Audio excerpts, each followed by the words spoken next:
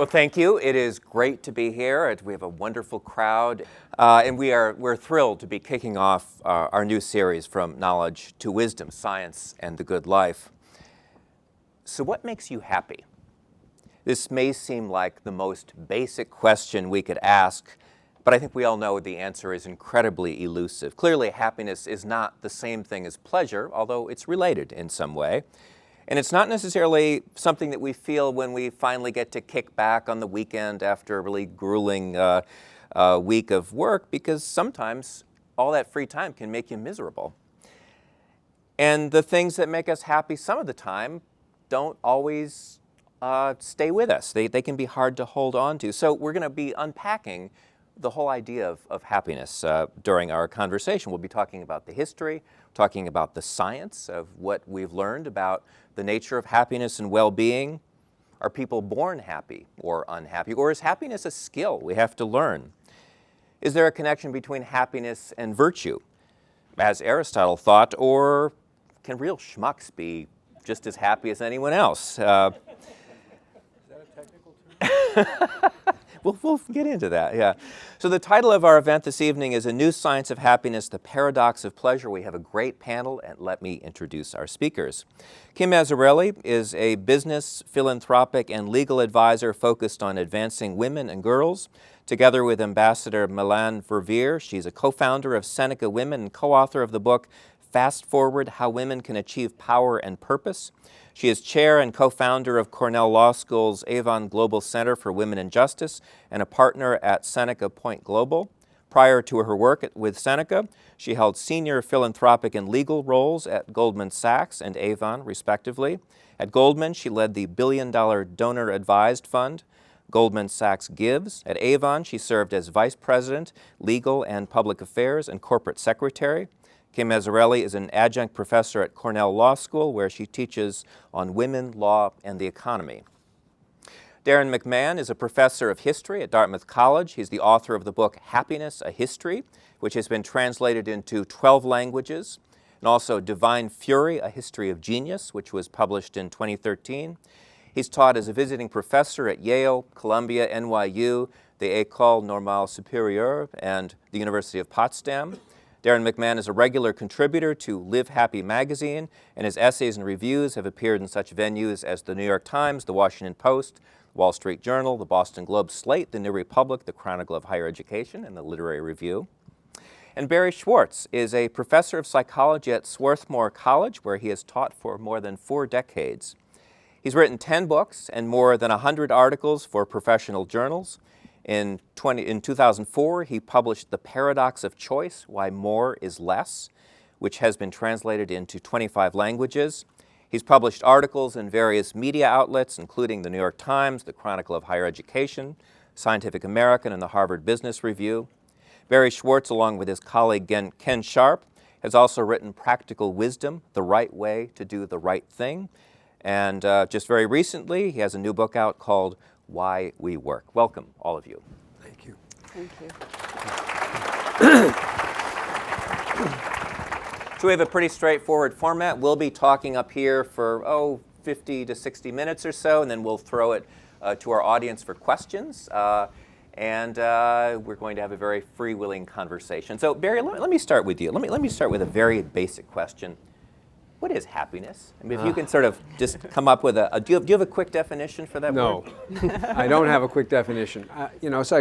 Psychologists have been interested in answering 2 questions regarding happiness. One is, what is it? And there is a kind of consensus view about what it is. And the second is, what produces it? So the way most psychologists think about happiness, it's a combination of lots of positive emotion, high positive affect, not too much negative emotion, and a high satisfaction with life. So if you have those 3 things, you are happy.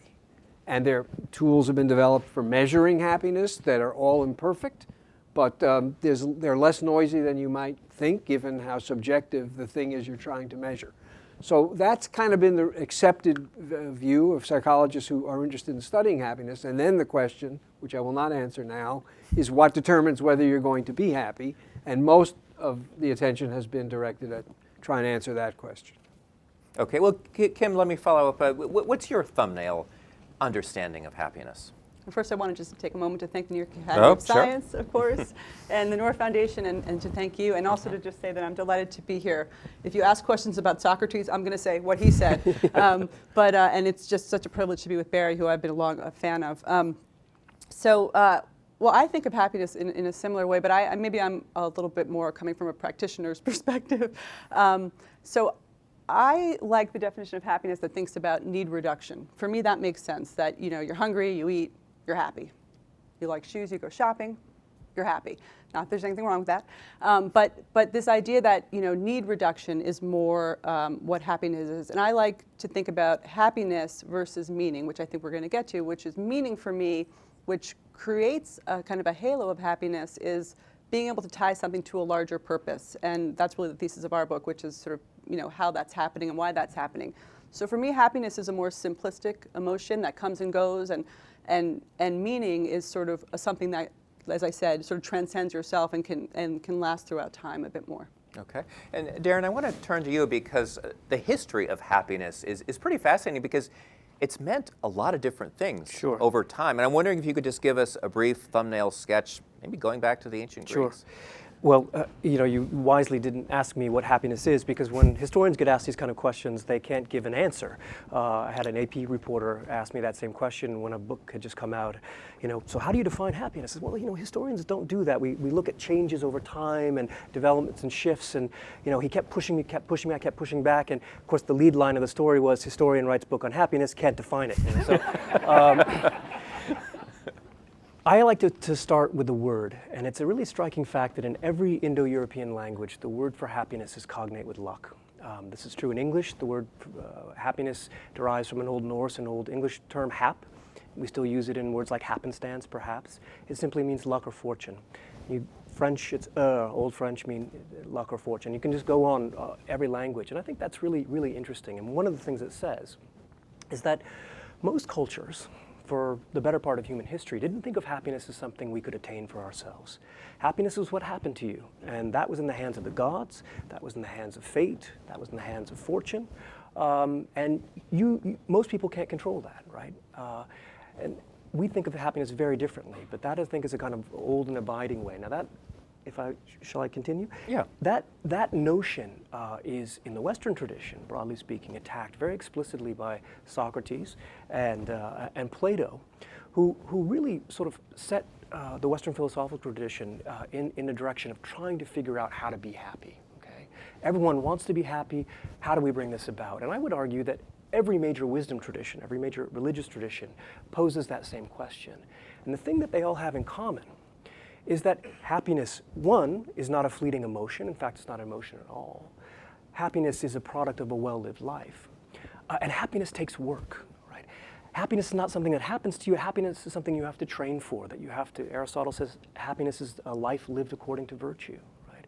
The Buddha says, everyone has the capacity for happiness, but most people live lives of suffering because they haven't cultivated the resources necessary. And I think that's a really important lesson to kind of keep in mind. So I mean, one thing that's so interesting to hear you say this is you haven't used the word pleasure at all, which is, that's such a big part of our modern understanding of happiness. So when did that happen? When did happiness get linked to having a good time? So Jeremy Bentham, the great English utilitarian, has that phrase, the greatest happiness for the greatest number, the greatest good for the greatest number. And Bentham is really sort of speaking a truth of the 18th century, and that is happiness is pleasure.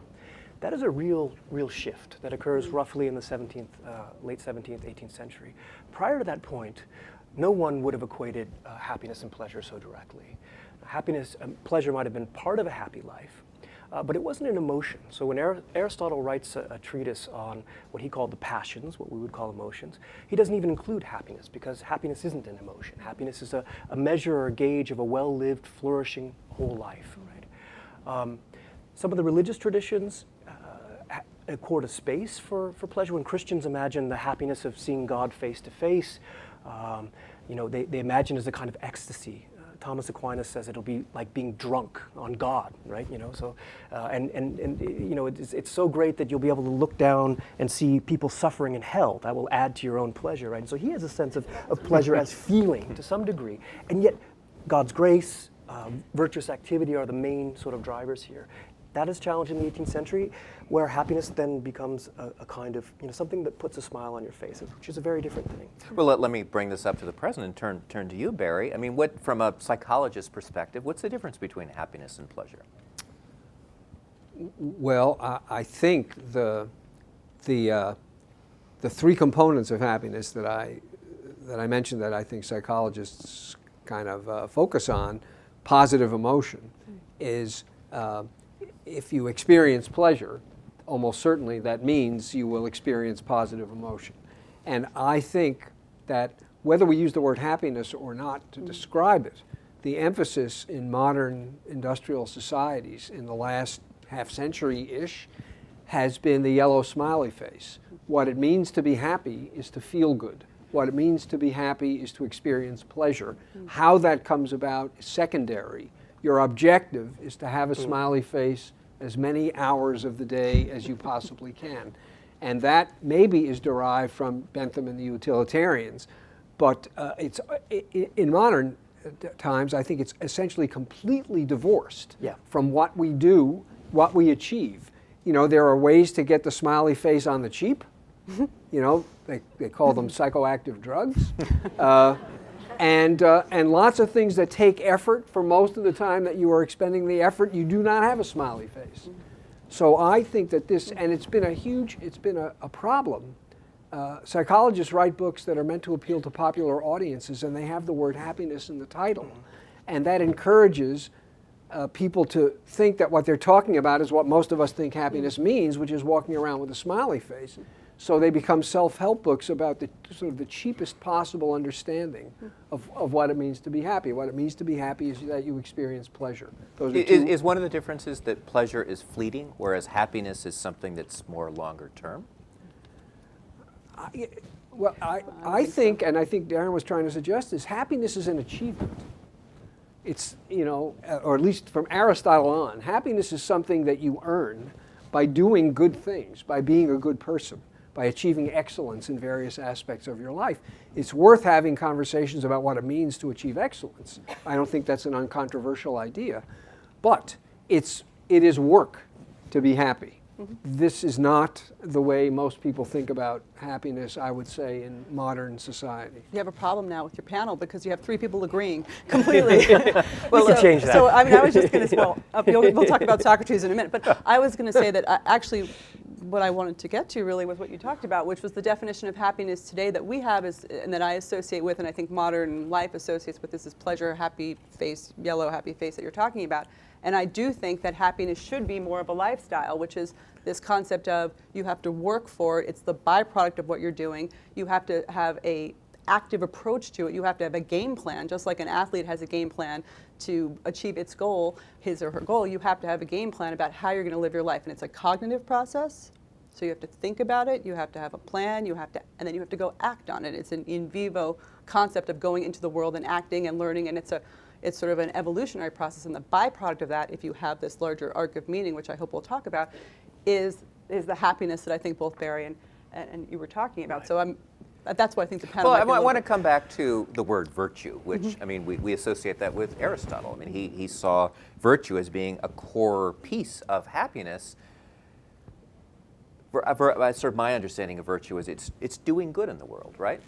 Well, I would say, in my mind, it is, and I think actually a lot of the research shows that the happiest people in the world are people who don't focus on their own happiness, but that are actually in the service of others. And I think, actually, your friend Dr. Gilbert says, he has a great quote where he says, "Go volunteer at a homeless shelter. You may not help the homeless, but you're definitely going to help yourself." Yeah. So, helping other people. If you do good, you will feel good. Exactly, helping other people may be one of the best ways to help yourself. But I don't think that was Aristotle's understanding of virtue. I mean, it's true that the word virtue changes a lot, but Aristotle's conception of happiness is what psychologists and philosophers would call now a eudaimic, from the word eudaimonia, which is the Greek word for happiness or flourishing, right?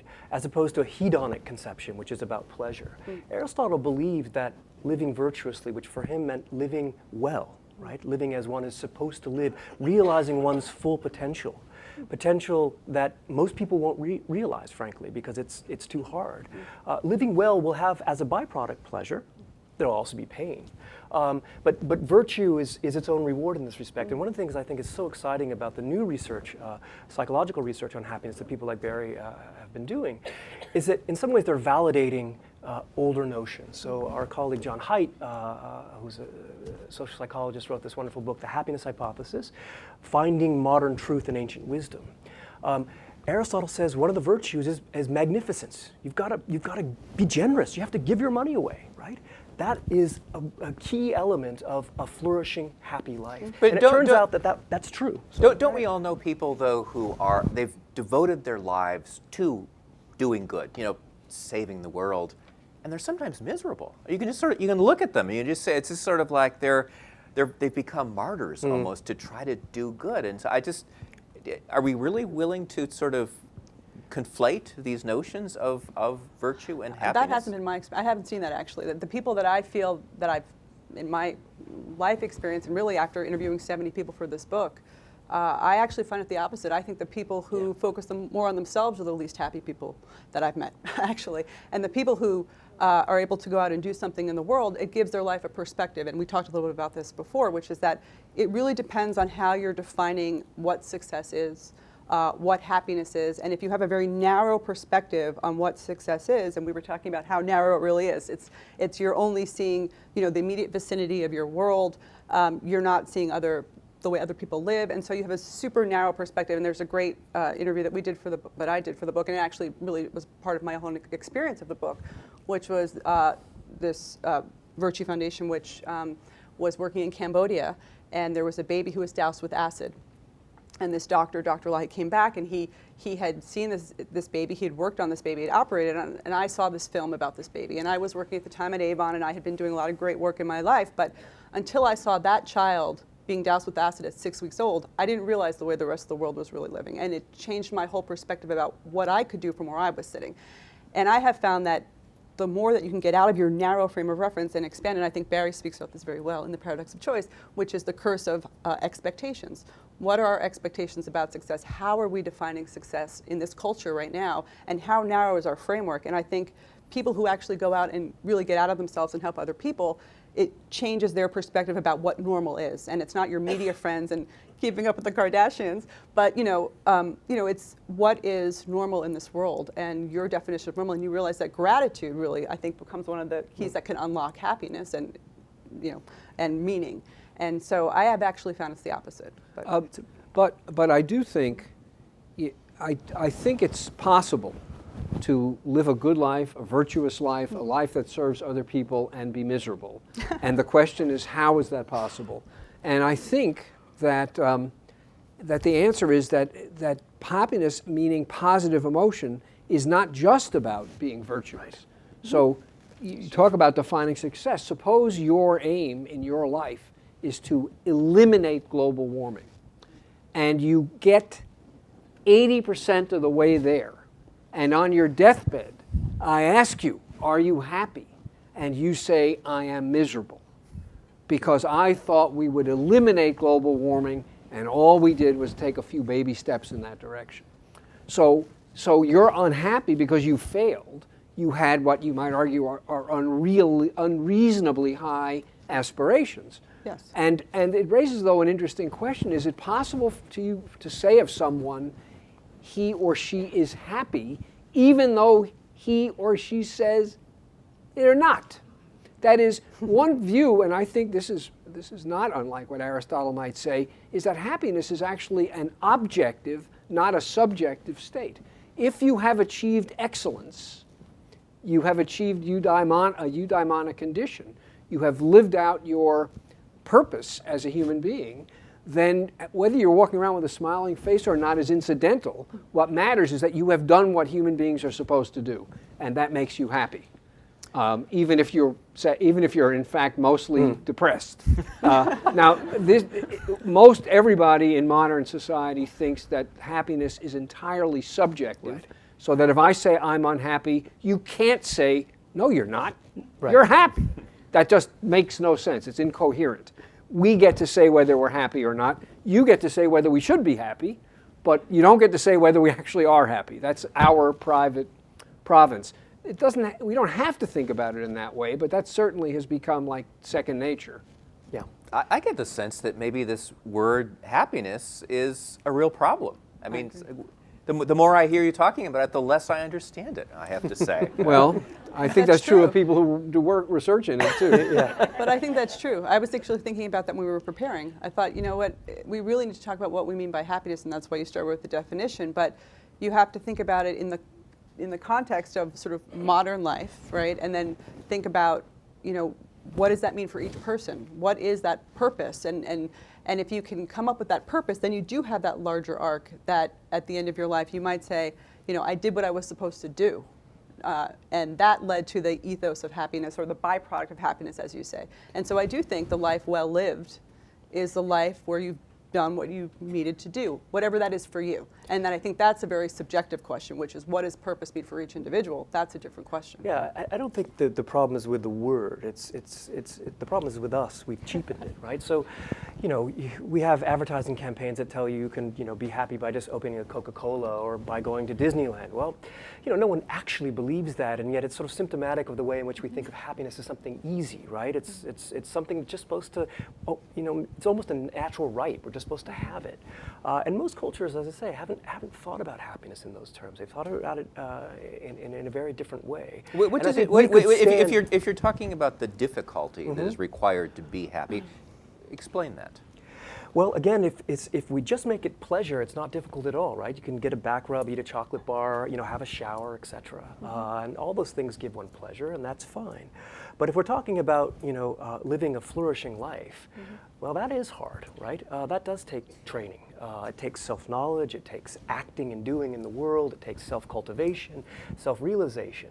And all those things are hard. I mean, this is not really so much a tangent, but, you know, Barry and I and others who work in happiness love to point out that, you know, if Barry had gone when he was a graduate student and told his advisor that he wanted to study happiness, he would have been laughed out of the room.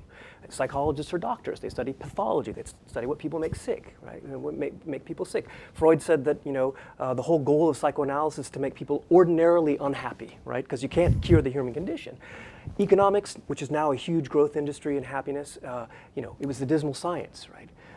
In history, when I started working on happiness, people laughed at me, you know, because they associate happiness with something trite, something easy, something superficial.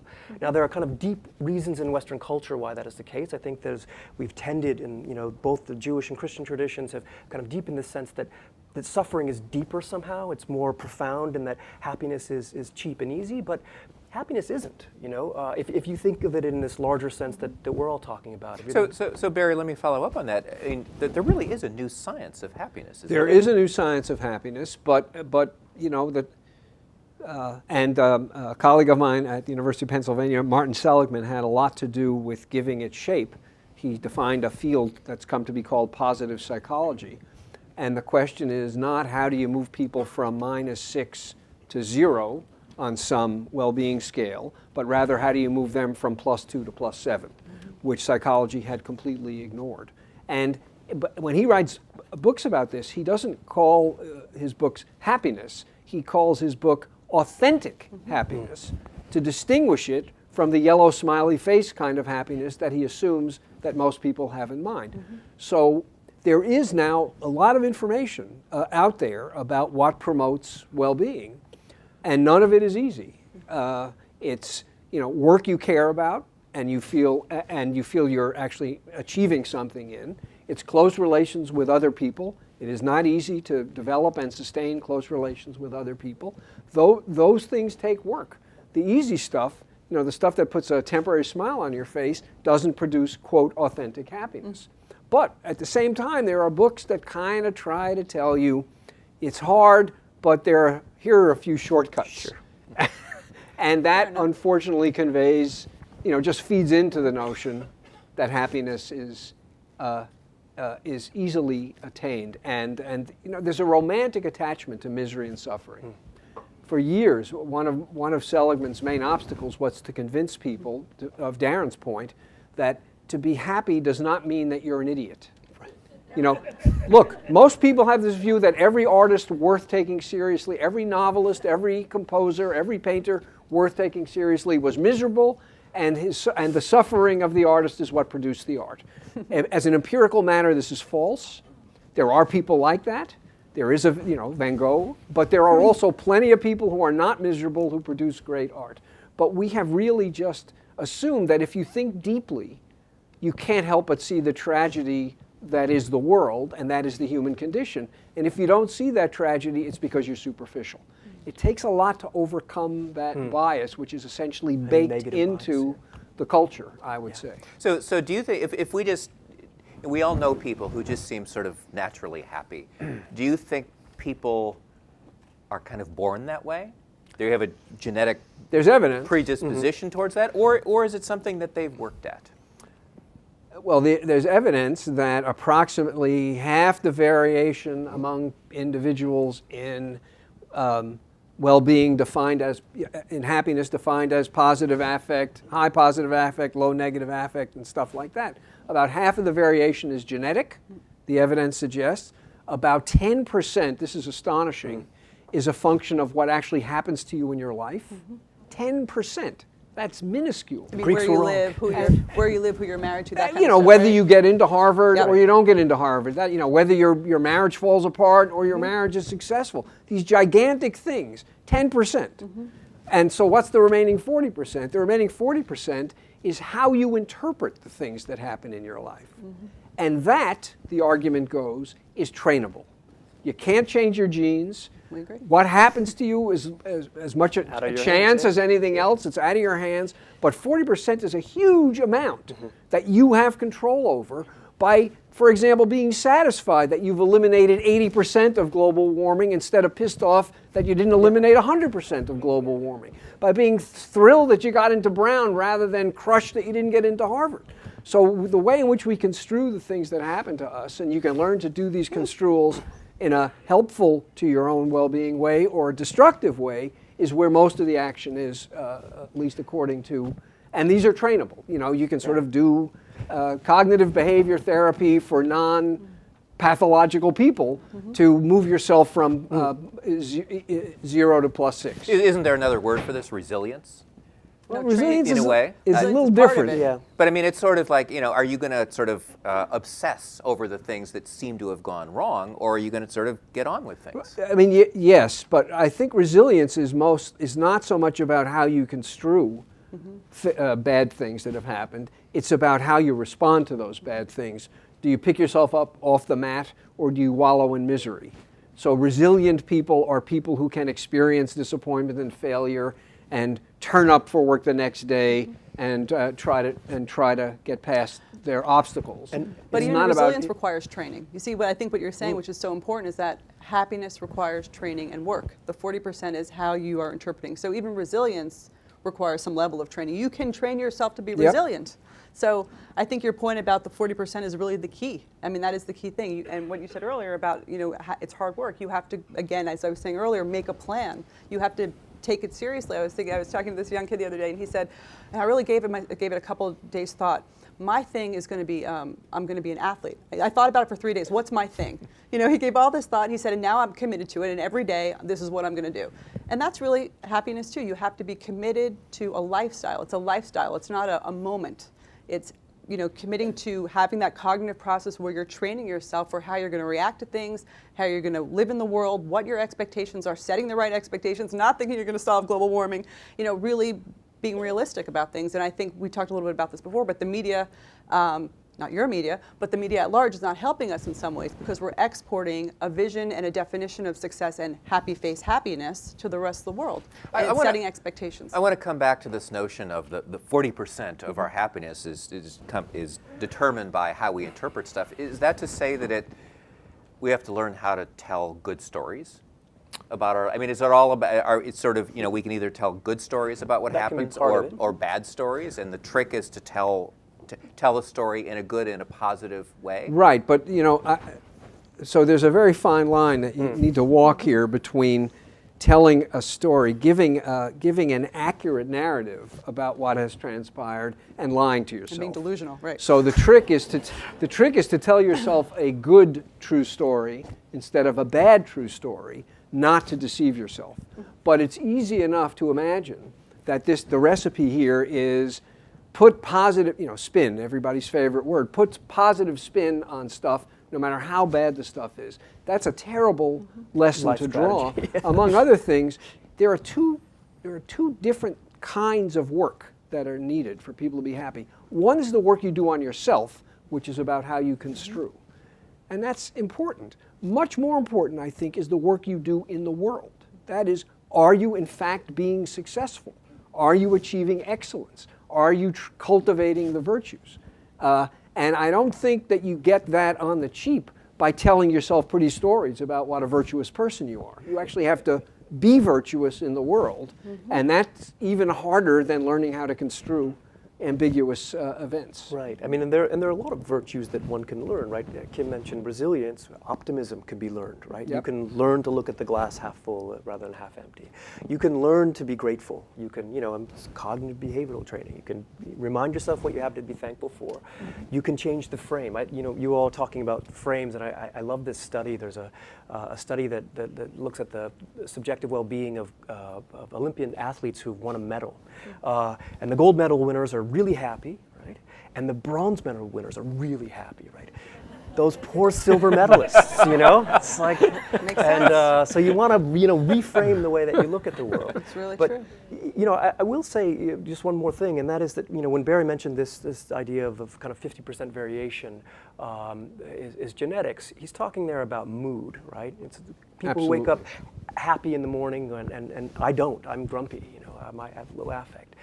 If you have really low affect, there's nothing that virtue can do. And people who've struggled with depression and so forth, this is a horrible thing. And we don't mean to make light of, I think, of that experience at all. But it really is an optimistic message, and that is that one's happiness is in one's hands. We're not the fate of our genes entirely, right? And we're not the fate of our circumstances either. We can change, and that makes I think it requires a radical rethinking about how we think of happiness. Happiness is not easy. Isn't happiness ultimately a subjective experience? I think it's a personal interpretive experience. Well, I guess the question is, I understand that a lot of research has gone into trying to figure out what makes people happy, but I guess I'm wondering how far science can go to really unpack what makes someone happy. Well, so you measure subjective experience in a couple of ways. One thing you do is you ask people, all things considered, how happy are you? And if you ask people enough times and you ask enough people, it turns out that there's a lot of noise in the data, but there's also signal that can be extracted. You can say things about how income affects happiness. You can say things about how happy people are in different countries. You can say things about how happy people are across history. Even though the measure is full of error, if you ask the question enough times to enough people, the error kind of washes out. Second thing you can do, which is better in a way, is you give people little beepers to walk around with, and every now and then at random intervals the beeper beeps, and there's a questionnaire asking you basically how you're feeling at this minute. So you don't have to look back over the last few days and assess your life as a whole. How are you feeling like right now? If you all got beeped, are you happy? Are you unhappy on a 7-point scale? They're very happy. And you collect all these data 10, 12 times a day over weeks and weeks, and you come up with a kind of cumulative picture of the subjective states of people who are asked the question moment by moment by moment. So, I think these are attempts to tap subjective states with objective measurements that are remarkably reliable. So, I think it is possible. But I also want to suggest that it's, if you have Aristotle's notion of basically eudaimonia as the cultivation of excellence, that's not subjective. Are you an excellent flutist? The answer to that question is yes or no. It's not about how you feel about your playing the flute. Are you good at it? Are you a good basketball player? Are you a good academic? Are you a good teacher? And if what determines whether you're in the state of Aristotle's sense of happiness is whether you have cultivated excellence successfully, then you're in just as good a position to judge my excellence as I am. I'm wondering if our fellow panelists will agree that excellence, there's an objective standard of excellence. I think one of the reasons we're driving this so hard is that our culture for some time has moved very far away from this way of thinking, right? Happiness, most people say, yes, whatever makes you feel good. And John Locke said it this way: some people like lobsters, some people like cheese, right? Happiness is a warm puppy or a warm gun. It depends on how you feel, right? And on some level, of course, that's true, right? And there's a tremendous variation. But what the so exciting about the work that Marty and Barry and the other positive psychologists have done is that they show that actually there are correlations between people who feel happy and the kind of lives they lead, right? The kind of virtues they practice, right? And that's a notion that got thrown out in the 19th century in the schools. God forbid that I would do character education in my classroom, tell my students how to live. That's for parents, that's for rabbis, that's for priests. The only person who does character education in a modern university is the football coach. I'm dead serious. They teach people how to be men or what have you. Why is that? I mean, that's an interesting question. Well, in part because I think character education or virtue education got a bad name for good reasons. You can think of eminent Victorian public schools, and but what I think is exciting here is that what the scientists are doing is sort of saying, actually, you know what? The Buddha, he got a few things right, and all those rabbis over the years, well, they were not talking nonsense. And even Aristotle, who's been written off the map, even though he exerted a profound influence for 2,000 years on Western culture, had things to say about happiness, and that to me is exciting. But it's in some ways a revolutionary message, right? That you have to act a certain way in order to be happy. I'm not going to act that way, hell no. But the only thing I would say, and I 100% agree with what you're saying, and I think that is our problem, and I'm sitting here with two very serious academics. So I think the popular culture version of happiness is really the happy face, right? And so these guys are talking about the real happiness, right, which is the real earned happiness. The only place that I would be careful for us is talking about excellence, because I think the word excellence in our culture means more like you're great at something, right? And then we're back to the success standard. And I think maybe Aristotle and what you're talking about the life well lived and the practice of virtue, as you were saying, in daily life and going out and actually being virtuous. I think that is where you're going to find the happiness that we're talking about. Whereas if the popular culture takes the excellence standard, then they're like, well, I'm not really going to be ever excellent at anything. And then you're back to this whole curse of high expectations where I could never be like, the Philharmonic flautist. I play the flute, I'm not very good. So I think we have to be careful too about what we're saying, the pursuit of happiness, what is the journey on the pursuit of happiness. And I think it is more about the lived virtues as you're talking about. And virtue is a word that's not really used that much in our culture right now. So maybe you want to expand on what that means. But, the concept of actually going out and helping others. Like here's a concept, as you said, Buddha, Christianity, Judaism, pretty much everywhere, everyone thinks that's a good idea. But somehow, it's sort of a novel concept. And knowing that is actually empirically shown to be tied to this happier, well-lived life is something that I think our culture needs to hear, because we're so focused on self. And it's not because we're selfish. It's because that is how the culture has evolved, and that's what we're being sold. We're being sold need reduction. And so, like I said, it's not there's anything wrong with going buy a pair of shoes. Trust me, I'm right there with everybody. But my point is that that's not going to do it. And the well-lived life probably will. And so I think that's a really important concept that we have to keep in mind. But it's interesting. You said that virtue is a term that is not in common usage these days, and I think that's right. And when Seligman was developing his framework for studying positive psychology, he avoided the use of virtue, and he talked instead about strengths. I agree with him. And the reason he did is that strength is morally neutral. Virtue is morally laden. And the idea is that if you are doing science, science has to be value neutral, which is to say neutral of moral content. So you can talk about the strength of altruism without necessarily arguing that people should be altruistic. Whether you're going to be altruistic, that's entirely up to you. If you are, you'll be happier than if you're not. But who am I to tell you that altruism is a good thing?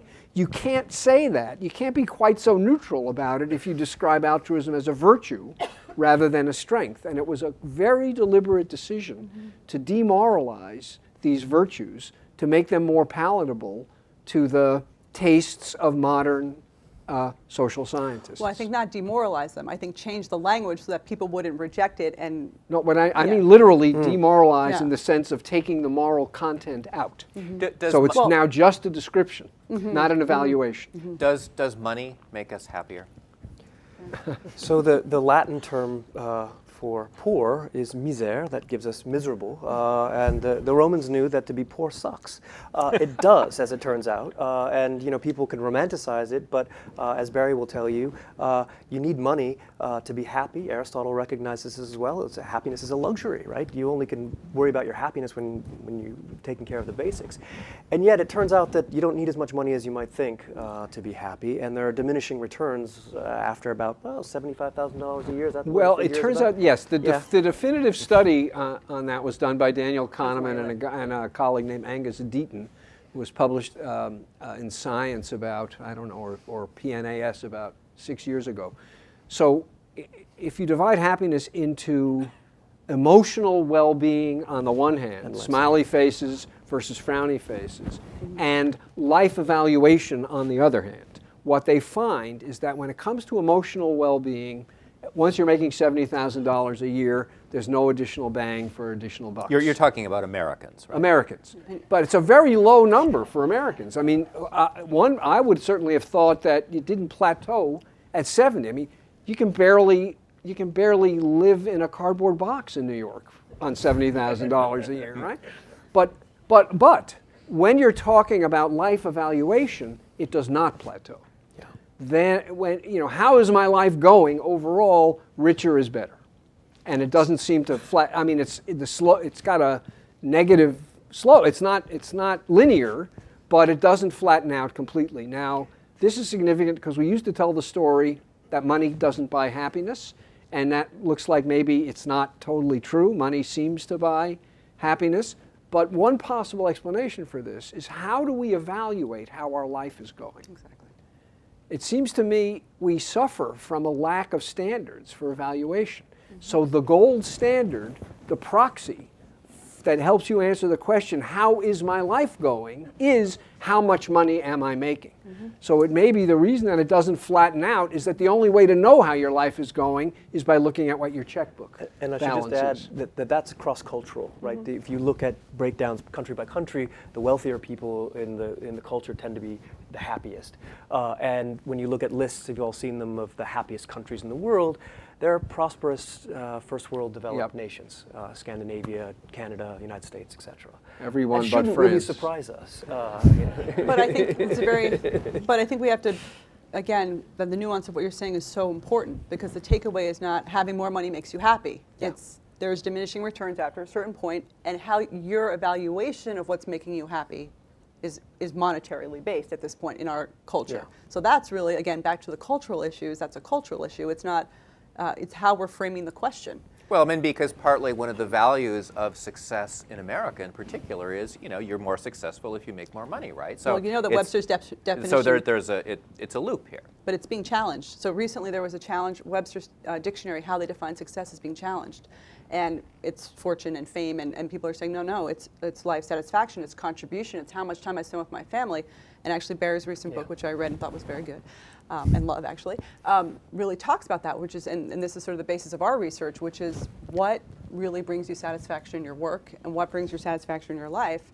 And guess what? It's not really more money. It's, again, making a contribution. And that's having impact, having meaning, ascribing something bigger, and he can speak about it much more eloquently than I can. But the research that we came across, and we focused mostly on women, although we interviewed over 70 male and women leaders, and what we found is that women tend to want purpose in their work, but it's not just women. Millennials, 60% of them surveyed said that they want their work to have purpose and impact, and they're not going to take a job that doesn't have impact. So our do that. I just want to jump in here. Are you suggesting that maybe purpose is, that we're generalizing wildly here, but is more important for women than men?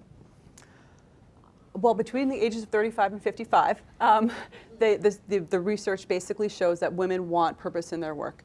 I think 90% of Americans, and I'm again going to turn to Barry in a minute, but in this energy project that was 90% of Americans felt disengaged from their work, right? And 60% of millennials, men and women, so it's not just women, it's men and women, want purpose in their work. So it could be also, again, how we're defining success, but it looks as though women, when they get to the higher ranks within companies, and Sheryl Sandberg put out a great study last week with McKinsey that's talking about this 16% stall that women are at. So we know that across the world, women are basically stalled at 16% leadership. We're 50% of the population. We graduate more from college. We graduate more graduate degrees. We're 50% in all management jobs at this point, except the very top. Some call it a glass ceiling. Others call it a thick layer of men. But anyway, there's 16%. But there is this 16% issue, right? So why do we have this 16% issue? And what Sheryl came out with last week was that actually women are not that happy when they get there. And what we're finding, and what we really feel, is that if women can use their power for purpose, they're getting more job satisfaction. But I really feel that in the presence of Barry, his recent book about why we work is a really interesting contribution to this topic.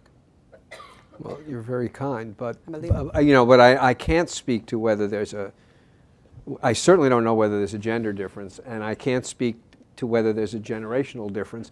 My impression is that, at least for now, millennials will not tolerate work that's pointless, even if they are well paid to do it.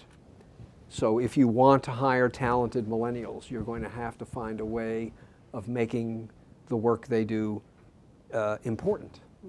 Or pointing out, if it actually is important, taking pains to point out why it's important and how it's important, because these people want to have an impact in the world, and they seem willing, as long as mom and dad are going to pay their college loans off, they seem willing to sacrifice material success for sort of the psychological and moral success that comes with knowing the world is a better place because of something that I did yesterday.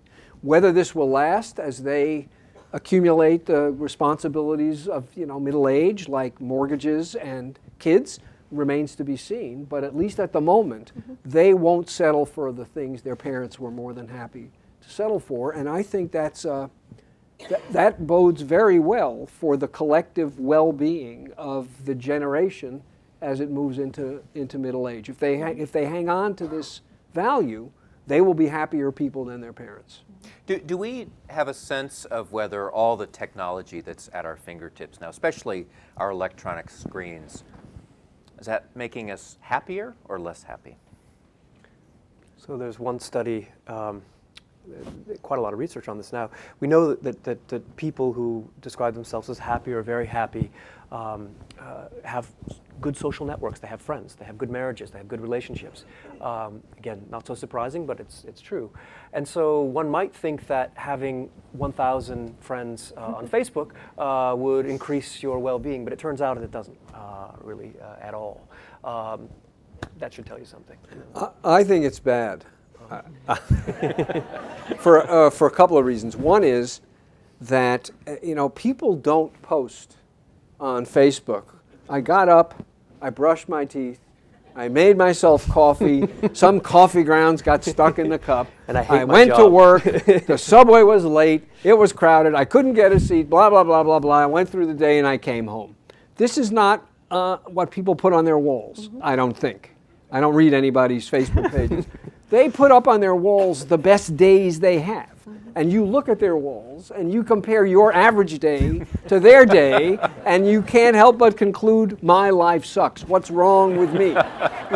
So you've got this insistent social comparison to a standard that's a completely non-representative standard, except that you don't know that it's non-representative unless you really talk yourself through it. That's one problem. The second problem is, I think Aristotle thought, I think my co-panelists think, it takes work, persistence, and struggling through difficulties to achieve the kind of excellence that will lead you to judge yourself to be happy.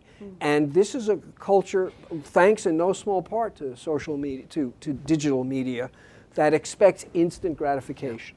If you get bored, people get bored after 15 seconds looking at a screen. This is not the sort of thing that will encourage people to persist in the face of real difficulties.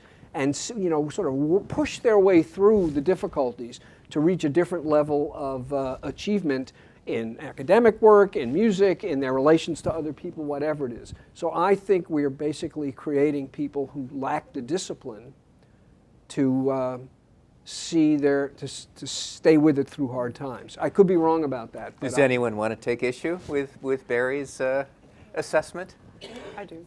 Please. I mean, I agree with what he's saying completely in terms of That's not taking issue. But there's a but coming. But no, I do agree with what he's saying about the assembled perfect life, and I think that we celebrate success in our society. That's kind of all we celebrate. We don't see failure. We don't particularly like health issues. I mean, everything kind of gets edited out in this sort of perfect sort of white picket fence world, and Facebook definitely. You see all the pictures of everything, and everyone looks all rosy and happy. However, I think that we need to really start celebrating failure, because I think we have this great, again, part of our book, we were researching some folks around coding, and it brings back to technology. We need to have failure parties. We're always celebrating everyone's success, and so everyone's always feeling bad about themselves because they're failing. And frankly, most of life is about failure and learning, right? Fail, success, fail. And actually, the technology guys are the people who want to fail the fastest. They know if they fail fast, they're going to learn fast, and they're going to beat the competition. So I think having these failure parties is a great idea. But secondly, in terms of the technology thing, I don't think it's a question of the technology, right? It's a question of, I think technology is freeing us I can speak for half the population in terms of women. I think technology is a great thing, because technology in the hands of women is creating huge opportunity around the world. It's creating opportunity to partner across socioeconomic strata, across geographies. I mean, women leaders are doing incredible things, and the only way we could get that done is through technology. So, love technology. What we feed ourselves, though, what's coming in through the technology, what's coming in on your iPhone all day long, and I told my funny Gina Davis story, but it's not so funny, which is what the actual media is exporting within our country and to the rest of the world. Particularly, I can speak to gender. Gina Davis has this great institute called cjane.org, and she studies the media and gender. And turns out that I was telling you about that 16% leadership gap that we have. Well, it turns out that in crowd scenes in movies, even though women are 50% of the population, they're only 17% of crowd scenes. So we're used to seeing 17% as normal. We know that girls, when they watch TV, they get less confidence, and boys get more confidence. So what we're being fed through technology is the issue, not the technology itself. And I think one of the keys to having a successful, quote unquote, happy life is to edit and really have a discipline about what you're letting into your thinking and what you're letting shape your expectations, so that you're not like, yeah, wait a second, I don't have the white picket fence and I don't have the 2 dogs, so I'm definitely a failure. You have to say, well, wait a second, what is my definition of success? What's my purpose? I mean, that for me is really what I found through our research and through my life experience. And so I think it's not the technology, it's what's being fed through the technology, and it's up to each of us to be vigilant in this moment to protect our thinking, because otherwise we're just going to fall into the trap of everybody else. Yeah, I think there's one other aspect of this too, which may be troubling. We haven't talked about the 18th century yet, but we get the Declaration. There's time. We will, I promise. The Declaration of Independence, pursuit of happiness. Happiness emerges in Western and indeed in world history as the attainable goal of increasing numbers of human beings. You get discussion of a right to happiness. I'd love to point out that even though our Declaration of Independence only talks about a right to pursue happiness, a number of the state constitutions, Virginia and Vermont, others, have a right to obtain happiness, which leads to all kinds of legal trouble in the 19th century, suing the government because you're not happy. But And have a good business. yeah, exactly. So there's a dramatic shift in the way that what people expect from life. On the one hand, this is liberating. They're taught that they don't have to suffer as a matter of course. They're not inherent sinners, that happiness is within our capacity. We can realize we can make a better world. But what begins to happen in the 18th century, and I think that our technology has only accelerated this, is that happiness gets equated with a successful life. And if you're not happy, you've somehow failed. And so we've added sort of a further dimension to misery, and that is the unhappiness of not being happy. And I mean, I see this all over with my students. You see it, you talk about media, I mean, it's not just Facebook, but any magazine when you're at the grocery store, it's all, they're all movie stars smiling. Well, we know these people are miserable, but they seem happy, and we're bombarded with those images on a global scale. And that can make you feel less than average, right? Didn't you have this term, keeping up with the Gateses, and I always remembered from one of your books. I thought it was the Keeping Up with the Gates or the Keeping Up with Brangelina or something. I don't remember having that term, but certainly, you know, I'll take credit for it. the joke is that a high salary is $100 a year more than your wife's brother-in-law makes. So, yeah, I mean, you're always trying to keep up with something. It's very hard to maintain internal standards of what counts as excellent. And what we rely on is comparing ourselves to other people. That's not intrinsically unfortunate. If you compare yourselves both to other people who have it better than you, it may give you something to aspire to, and to other people who have it worse than you, it'll give you something to be grateful for. But it looks like people are built mostly to do upward comparisons and focus on what other people have that they don't. And the downward comparisons, what they have that other people don't have the impact on them as the upward comparisons do. So the more we compare ourselves to other people, the more we focus on the ways in which we're falling short. And that's not a recipe for satisfaction. In just a couple of minutes, I want to throw our discussion to the audience. But before I do that, I have a personal question for each of you. I mean, you've all been looking at this issue for years, sort of, you know, what makes people happy, what makes you happy. Have you changed anything in your own life, given what you have learned? Have you altered anything? I don't know, used less media, whatever it might be. Darrin? So my canned answer, but I think it's true to this, is that you know, well, first I'll say that I think people who write books about happiness aren't usually very happy. It's just a trade secret, but you know, so when people come say, I have the secret to happiness, you know, run away. I feel like I got happiness out of my system. And what I mean by that is that, you know, actually, despite what we're saying about cultivating the virtues, dwelling on happiness all the time, it's a little bit like lying in bed at night and saying, you know, I've got to fall asleep, I've got to fall asleep, I've got to fall asleep. It eludes you, and there are all kinds of parables, you know, about this. And so I found that actually the best way to pursue happiness is to pursue other things, and that, you know, cultivating those things, and I have my list, is actually a way to kind of have happiness by the by or indirectly. So that's my nugget of wisdom. Kim? I mean, I would go back to what you said about Aristotle. I mean, I feel that for me, what I've found, and I really believe this is the sort of why I wrote this book, is that if you have a greater purpose, and in my experience, it's really helping other people. If you put other people and really trying to practice, you know, into your daily life, then you really can transform your life. But it's not just a simple thing. As you said, it requires work. You have to think about it. You have to have a cognitive approach. You have to have a plan. You have to game plan. Was there a moment or an experience that pushed you in that direction? Yes, that's another hour panel. But I would tell you that when I really felt from a relatively young age when I was in college, and I really felt that I wanted to have use in this world. For me, it was something that I felt that if I was going to be in this world, I wanted to be useful in some way.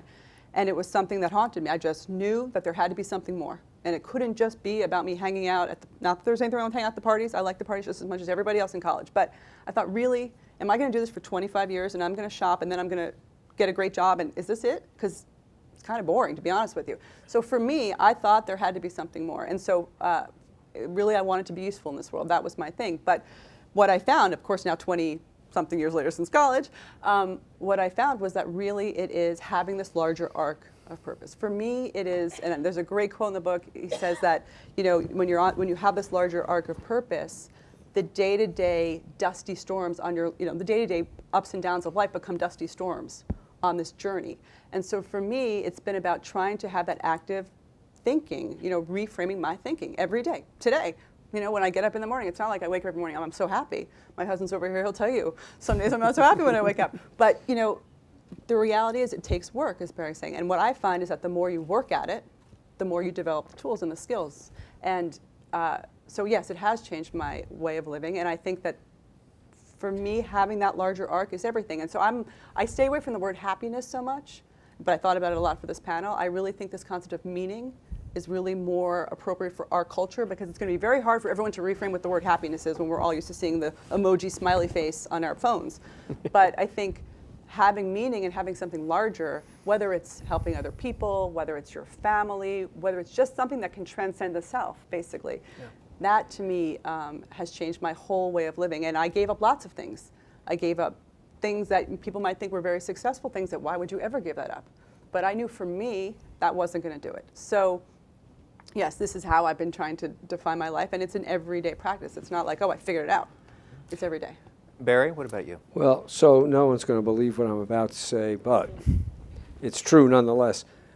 I don't think I asked myself whether I was happy once in my entire life. I asked myself lots of questions about what's worth doing and what's not. I never queried my happiness. It wasn't on my radar screen until my kids reached adolescence, and they suddenly became similar to the students I was teaching. And I saw lots of college students who had every imaginable privilege, and they were miserable. And I came to realize that you can't take happiness for granted. My kids, who also had every possible privilege, could also be miserable. And I started being obsessed with what my wife and I could do to make it so that when they hit adulthood, they would be happy. Until that period in their lives, I don't think I had a single personal thought about how it just was not relevant to any decisions I made about anything. So did you change anything with that realization? No, because what was there to change? I thought that what I was doing was worthwhile. You were miserable. I wasn't miserable. I wasn't. I was good. I was good at what I did. I thought it was worthwhile. I thought it impacted lives in a positive way. Why would I change it? And if I would go through weeks and months when I sort of had a frown on my face, well, who cares? Yeah, that's a great point. What does that have to do with anything? Sure. So really, it was my concern for the well-being of my children that made this a salient thing, because I didn't think it was so important for me, but they sure as hell thought it was important for them, and I wanted to do what I could to enable them to to find happiness. So that's, as I say, it's almost impossible even for me to believe as I say it, even though it's actually true. Okay, well, let's throw it open to the audience here, and I believe we have a couple of roving mics, so why don't you raise...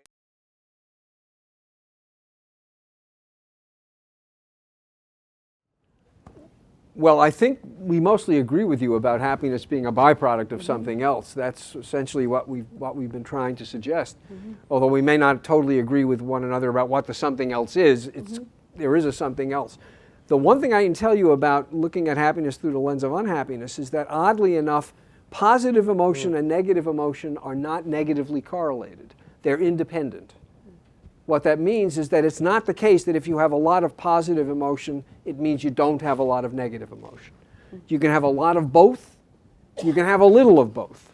And what that suggests is that they really aren't flip sides of one another, because I can cultivate your positive emotion without moving the needle at all on your negative emotion. And that's the only thing I can think of that even speaks to the question of whether they're in some ways mirror images. Can you explain that? How do we have both those at the same time? Well, you're asking people this experience sampling. You get beeped. How positive have you? How much positive emotion you're experiencing? How much negative emotion are you experiencing? And people are capable of simultaneously being happy and miserable. I'm happy because I'm on vacation on the beach and it's a beautiful sunny day. I'm miserable because I tried to pick up a woman and she rebuffed me. I am simultaneously happy and unhappy. That's not an uncommon state. My intuition would be the more you increase people's positive emotion, automatically you'll be decreasing their negative emotion. That seems not to be the case. And other than that, I have nothing else to contribute to answering that question. I mean, I do think that historically happiness and unhappiness are bound up with one another, and that that's always part of the frame. So, but there's a longer explanation there. I wish it took me 6 years of writing a book to figure out what you just told me. It could have been a lot easier, right? That was very well said.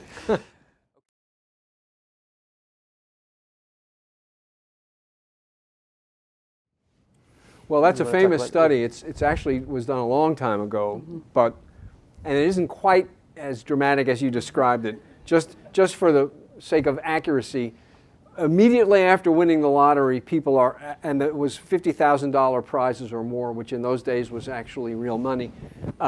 People were ecstatic immediately after they won the lottery, and they were crushed immediately after they'd become paralyzed. What happened, however, is that they adapted. They adapted to the good stuff, and they moved back to their baseline. They adapted to the bad stuff, the paralysis, and they moved back to their baseline. So a few months out, they weren't equivalent, nor the lottery winners were a little tiny bit happier than a control group. The paralyzed people were only a little tiny bit unhappier than a control group. So basically the difference had almost completely gone away. And I think what this tells you is that whatever it is that winning lotteries is doing, it's not making people happy. Well, in fact, haven't we often heard that if you track that out then a few more years, people are actually often considerably unhappy? Yeah, but because those it has who effects on their social relationship. Right. All of a sudden, everybody's their best friend, and everybody wants something from them, so it screws up their lives. In addition to getting used to having the money, it wrecks all the close relationships or many of the close relationships you have with other people.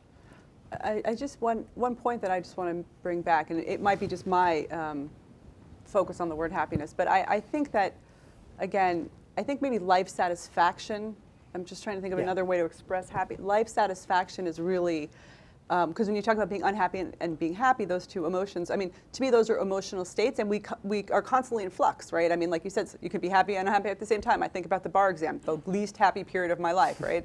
But I was willing to do it because I had a larger goal, and I would do it again because my life satisfaction, I knew, was going to be in part based on whether I enjoyed what I was doing for my work.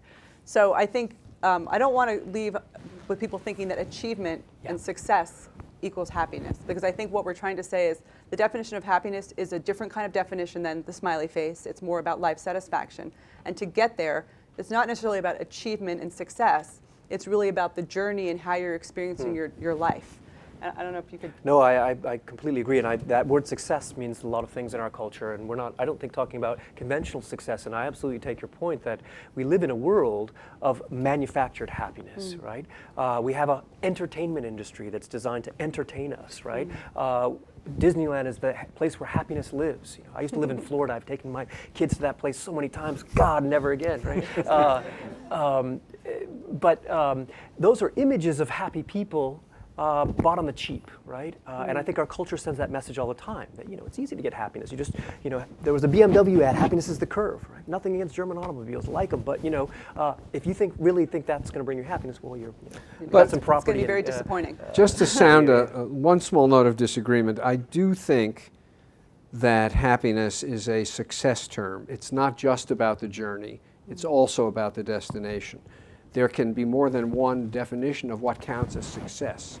But there's a saying, God loveth adverbs. It doesn't matter where you get to, it's it's sort of the spirit with which you engage in whatever you're engaging in. And I think that really that doesn't do justice to what it takes. I think you want to make progress toward some meaningful endpoint. Cool. And if all you're doing is loving the journey and you're basically going around in circles, that's not a life well lived. I actually agree with what you're saying. I mean, I think, again, back to I'm very focused on the words power and purpose for obvious reasons. Not that it's the subtitle of my book, but just because it's a subtitle of my book because I'm focused on those words. But I agree with you. I think you have to have a goal. It's not just about sort of, traveling this endless journey and exploring things. And I agree. I think it has to be a goal. But isn't there something even more specific than that, which is often what makes us feel good, happy, is a sense of mastery? Well, that's a different question. But what I was kind of getting at was that, the idea of having purpose, and back to the definition of success, I do believe, and I'm bringing it back to gender for a second, but I do believe as women are getting into these positions of power, they're sort of helping to redefine what success looks like. And is it just the corner office, or is there something else? Is it about having a work-life balance that integrates family? What does success mean? And can we redefine success in a way that the millennials are bringing to us as well, which is that's not success for me. And in fact, I remember so well about 10 years ago, when the Facebook and everything was coming into fruition, there was a marketing guy at our company, and he said that his kid came to him, and he said to his kid, listen, don't post anything on Facebook. Like, you got to get a job later. Be careful what you're putting on Facebook. She said, don't you understand? I'm never going to work for somebody like you. They'll understand me. But that's a really interesting concept, right? Which is we are transporting a definition of success that needs to be evolving. And so I think, yes, back to your question about mastery, yes, of course, there's a pleasure in mastery too. There's a pleasure in that. But I don't think you can just pin it to one kind of experience. I think it's really about, and I think Barry said it well, in terms of going towards a goal, a worthy goal, and doing work on the journey to that worthy goal. And sometimes you're happy, and sometimes you're not happy, but you have life satisfaction if you are moving towards your goal. But notice, worthy is an adjective. Yes. So that means it's not mastery per se. It's mastery of things that are worth mastering. Being the best tic-tac-toe player in the world, really putting all your heart and soul into playing perfect tic-tac-toe. That, it seems to me, is a kind of mastery that is not worth pursuing. But that's you, right? I mean, and I agree with you. No, it's not me. I think objectively, this is a life misspent. I'm with you I on that want to one. push back a little bit because Marty's PERMA, right? The acronym for, what was the acronym? It's positive emotion, engagement, relationships, meaning, and achievement. So this is Marty Seligman, the kind of godfather of positive psychology, and I've heard Marty argue that by his criteria, Osama bin Laden was a happy man, right? That he had purpose, he had a huge social network, he had meaning in his life, and so forth. Now, we sort of laugh at that, but by those criteria, he may have been. Wait, are those his criteria? So those are Marty's indeed Marty's criteria, yeah. And Marty would sort of say that, look, the end, that's not my business as a scientist. So I'm just saying, and it's probably not yours either. It's your personal view, and that's a good one. I share it, but I like Marty's definition where he says that it's using your signature strengths for something larger than yourself. Yeah. That to me makes sense. I don't know about this Osama bin Laden. But I think there are two different issues. One is the pursuit of the trivial, and the other is the pursuit of evil. And I think the pursuit of the trivial, I have an easier time defending as life misspent. The pursuit of evil is more challenging because, so people always ask, could Hitler have been a happy person? By classical definitions of what it meant to be, was he pursuing excellences? I think Aristotle would have said no unequivocally, because he wasn't cultivating all of the virtues, he was only cultivating some of them, and he was deforming others.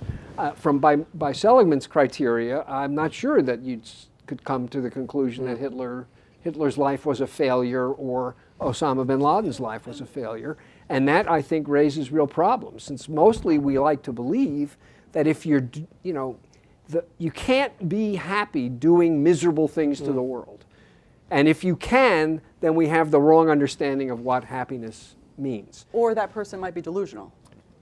So, I mean, that's a whole other question. Yeah, but then you're right? saying you think you're happy, but you're really not. And people have a lot of trouble with that. Let's go back. Sorry. We have more. No, this is fascinating. Let's go over here in the middle.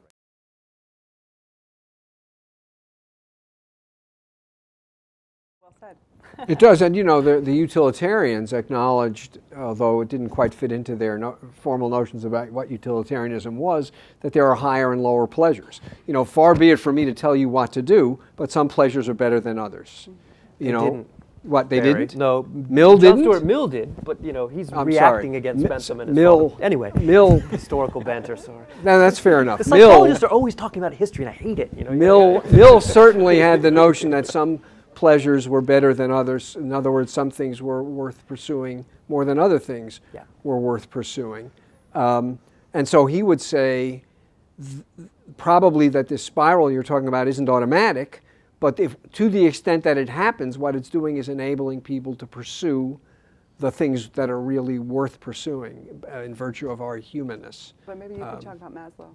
And this was Maslow's view. There's no evidence that Maslow's was right, but it's so deeply penetrated in our self-understanding that we all think Maslow was a psychologist in the 50s, and he created this hierarchy, and we all think in those terms without necessarily ever having heard of Maslow. So it's really permeated the culture in the absence of any evidence, any empirical evidence. It's just so plausible. Mm-hmm.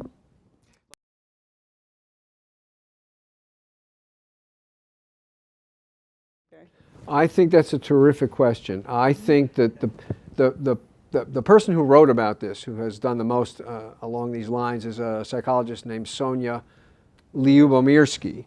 And she's got a book called The How of Happiness, and I think the next book was The What of Happiness, and then The When of Happiness. Anyway, but she's got the 50, 10, 40 thing. And I think she thinks you should use that construal stuff to make yourself as happy as you possibly can. So I think the notion of bad faith happiness that you're talking about has no place in her framework. There's just happiness. It's a subjective state. Use the tools I'm giving you and you'll be happier. But I think, maybe this is not the right way to be thinking about it. And then the construal process becomes an act of self-deception, which may make you walk around with a smile on your face more, but not make you happy in the sense that the three of us have been trying to articulate tonight. I mean, I might have understood your question a little bit differently, but I think what you said makes a lot of sense, and I do think it's that personal interpretive process. So yes, I think we do have to really challenge what is the definition, what are we accepting as the definition, and really, and again, I think this concept of comparisons and really expanding the frame of reference for how you are defining success for yourself.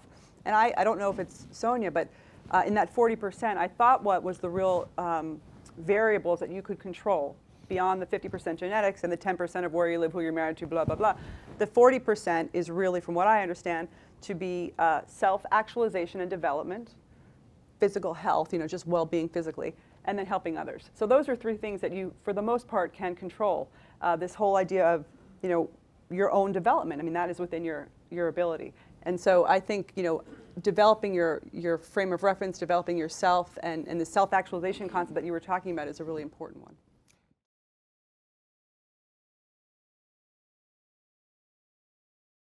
In my experience, an unhappy child is like a toothache. Yeah. When you have a bad toothache, the entire universe has now concentrated itself on your tooth. And my experience when our kids were unhappy is that nothing else in the world mattered. I mean, I would actually say, I'm glad you brought this up, because there's wonderful data. We mentioned Dan Gilbert, who's a great psychologist at Harvard, and Dan and others have done this work to show that, actually people's self-reported happiness goes down when children come into the picture, and it only goes back to baseline when children leave. I have 2 young kids. That makes some sense to me, But I think this ties in perfectly with what Kim says, is that, not everything you do in life has to give you pleasure, to give you meaning, to give you purpose, to give you satisfaction. And that's a great example. Yeah. Just as athletes train, and they suffer in order to achieve goals, having children is a lot of suffering, but boy, there's a big, big payoff. And we shouldn't stop having children just because it doesn't make us happy all the time. Right? Yeah.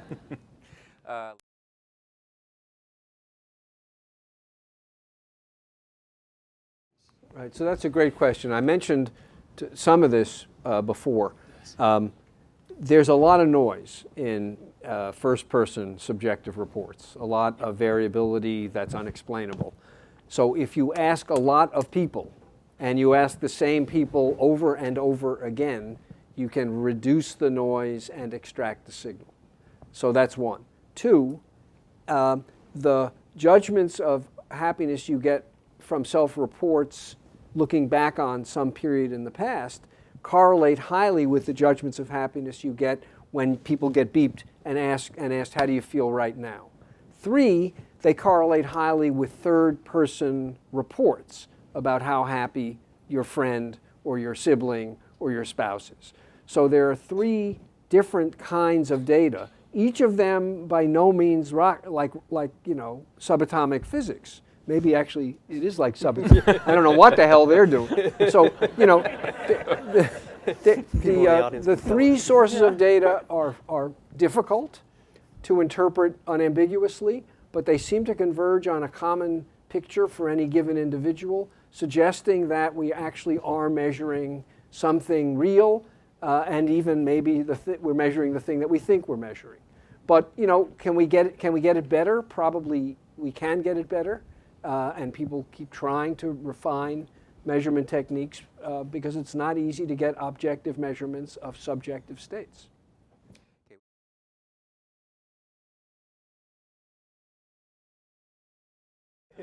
1, do more stuff for other people. Yeah. There's no question that the payoff for things you do for other people is much greater than the payoff for things you do for yourself. 2, spend your time and resources on doing things rather than owning things. This didn't come up in our discussion, but there's a fair amount of evidence that we get much more satisfaction out of activities than we do out of possessions. I think the reason almost certainly is that activities tend to occur as part of social groups in a way that possessions don't, and it's the social nature of activities that gives it the extra bang for the buck. So do stuff, don't buy stuff. This is very un-American, I apologize. And 3, You can buy stuff to do stuff, right? you can buy stuff to do stuff. And again, this is not a clear, bright line between having and doing. It's fuzzy. The third thing is to see how you can invest the work you do, which is half of your waking life, with meaning and purpose. You want to feel eager to go to work every day, not reluctant to go to work every day. To some degree, you may have to change the work. To some degree, you may have to change the way you construe and think about the work. So you may have some power to turn a bad job into a good one without the job changing its character at all. It's possible. That's my quick and dirty list. Okay, practical tips for either of our other panelists So here? I agree with number 1, certainly go help, back to Gilbert, go volunteer at a homeless shelter. You may not help the homeless, but you'll definitely help yourself. That, for one, definitely help other people. I think definitely what Barry said about finding meaning in your work, again, that's what my whole book is about trying to infuse your work with purpose and how do you do that. But then I think the third thing, which is really important, is the idea of framing your own perspective, really recognizing what you're valuing and what you're comparing yourself to, and really expanding that perspective to be objective about the world, objective about yourself. We talk about the fact that, again, this concept that we each have individual strengths, and we have a unique we may not feel we're powerful, we may not feel that we're the CEO, but you don't need to be the CEO to have power. You have to understand your own strengths and your own unique combination of strengths. And then if you can use that for something bigger than yourself, that is what Marty Seligman says is the meaningful life, and I agree with that. But really fighting every day, training every day to reframe your perspective in a way that you become that marathon runner, and you're shaping your reality, and you choose to be a more grateful person. You choose to have a more meaningful life. I think you have to know that it's all within your power, and that's the 40%. The 40% is within your power, and so why not choose to be happy? Darrin? So they've taken all the good ones from the list, but there are a couple left. I teach a big course on happiness, and I have the students act out some of these things, and they perform random acts of kindness. And one of my students was putting change in people's meters, which is great. And so all these things work. But I would add to the list: express thanks, forgive. Express gratitude. Those are all good things for you. Whether the person deserves forgiveness or not doesn't matter. It'll help you. Cultivate hope, right? Not fantasy, but hope. It gives one power. And do all those things as often as you can with other people. This is one of the terrible things about depression is that when you're depressed, you withdraw from the world, which just exacerbates the problem, right? Other people are a huge resource to encourage your happiness. And I think actually the character of modern American life, particularly actually for men and high achieving men, we don't have Robert Putnam at Harvard wrote about this. We don't have bowling clubs anymore. We don't do things in groups in the way that when if you have a day out with the guys or that can be such a powerful thing, and the effects of that can last for a week or 2 or 3. And if you weave that into the fabric of your life, it'll increase your happiness. We could go on, but we are out of time. Thank you so much, and thanks to our wonderful panelists.